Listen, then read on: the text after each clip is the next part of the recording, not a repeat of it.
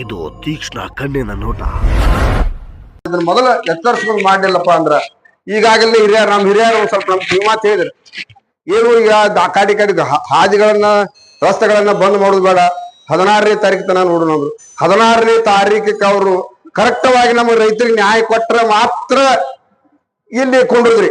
ನ್ಯಾಯ ಕೊಡ್ಲಿಲ್ಲ ಅಂದ್ರ ಬೀದಿಗಿಳಿದು ಎಲ್ಲಾ ಹಳ್ಳಿಗಳಿಂದ ಮಂದಿ ಎಬ್ಸೋದು, ರಾತ್ರಿ ಹಗಲಿ ಕೂಡಿನ ರಸ್ತೆಗಳನ್ನ ಬಂದ್ ಮಾಡಿ ಸ್ಟ್ರೈಕ್ ಮಾಡುವಂತ ವ್ಯವಸ್ಥೆ ಮಾಡುವಂತ ನಾನು ನಿಮಗೆ ಇಲ್ಲಿದ್ದ ಹೇಳ್ತೀನಿ. ನಾನು 35 ವರ್ಷ ಆತ್ರಿ ರೈತ ಸಂಘದೊಳಗೆ ಬಂದು.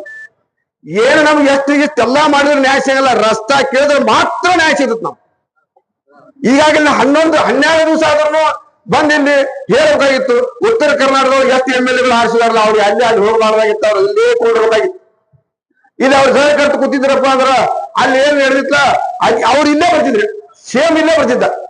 ನಾವ್ ಏನ್ ಮಾಡಾಕಿದ್ದೀವಪ್ಪ ಅಂದ್ರೆ ಅವ್ರು ಇಲ್ಲಿ ಹೇಳುದು ಅಲ್ಲಿ ಹೋಗಿ ಅಲ್ಲಿ ಅವ್ರು ಕೂಡಲ್ಲ ಅಂದ್ರೆ ಇದು ಸ್ವಲ್ಪ ಅನ್ಸಂಗಲ್ಲ. ನಾ ಯಾರು ರಾಜಕೀಯ ಅವ್ರದಾರಪ್ಪ ಅಂದ್ರೆ ಯಾರು ತಪ್ಪು ತಿಳ್ಕೊಳಕ್ ಹೋಗ್ಬೇಡ್ರಿ. ಯಾಕಂದ್ರೆ ನೇರವಾಗಿ ಮಾತಾಡೋ ಚಟ ಅದ ನಮ್ ರೈತ ಸಂಘದವ್ರಿ. ಇದ್ರ ಬಿಟ್ರೆ ನಾವ್ ಏನಿಲ್ಲ.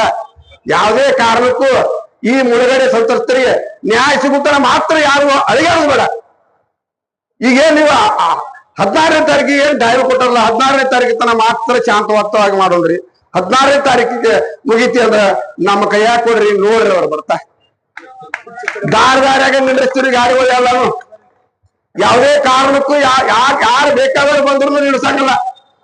ನಮಗೆ ನ್ಯಾಯ ಸಿಕ್ಕತ್ತೆ ಅಂದ್ರೆ ನಾವು ಸರ್ವ ಸಿದ್ಧ ಕಿತ್ಕೊಂಡು ನಮಗೆ ಹೋಗ್ತೀವಿ. ನಮಗೆ ಸಿಗಬೇಕಾದ ನ್ಯಾಯ ಅಷ್ಟೇ. ಆ ನ್ಯಾಯ ಸಲುವಾಗಿ ನಾವೆಲ್ಲ ಪ್ರಾಣ ಕೊಡಕ್ಕಾದ್ರೂ ಸಿದ್ಧದೀವಿ. ರೈತ ಸಂಘದವ್ರು ಇವ್ರು ರೈತರು ಅದಾರ.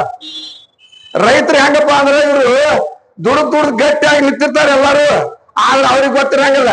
ಅವ್ರು ನಾವು ಮಾಡಿದ ತಿಂದ ಅಗದಿ ಪ್ರಾಣ ಬಡ್ಡ್ಯಾಗ ಕೂತಿರ್ತಾರೆ, ಪ್ರಾಣ ಬಡಿಸ್ಕೊತಿರ್ತಾರೆ ಅಗದಿ ಚಂದಂಗ. ನಮ್ ರೈತರಿಗೆ ಕ್ಯಾಟ ಬಿಸಲಾಗಿ ದುಡಿದು ಎಲ್ಲಾ ಮಾಡುದು ಅನುಕೂಲ. ರೈತರಿಗೆ ಅನುಕೂಲ ಮಾಡ್ಬೇಕಾದದ್ದು ರಾಜ್ಯ ಮತ್ತು ಕೇಂದ್ರ ಸರ್ಕಾರದವ್ರು.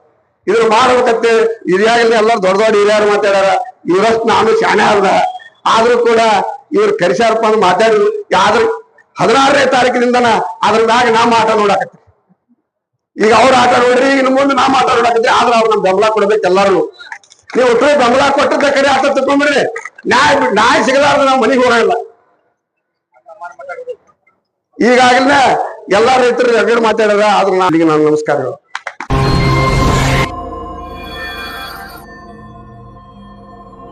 ಇದು ತೀಕ್ಷ್ಣ ಕಣ್ಣಿನ ನೋಟ.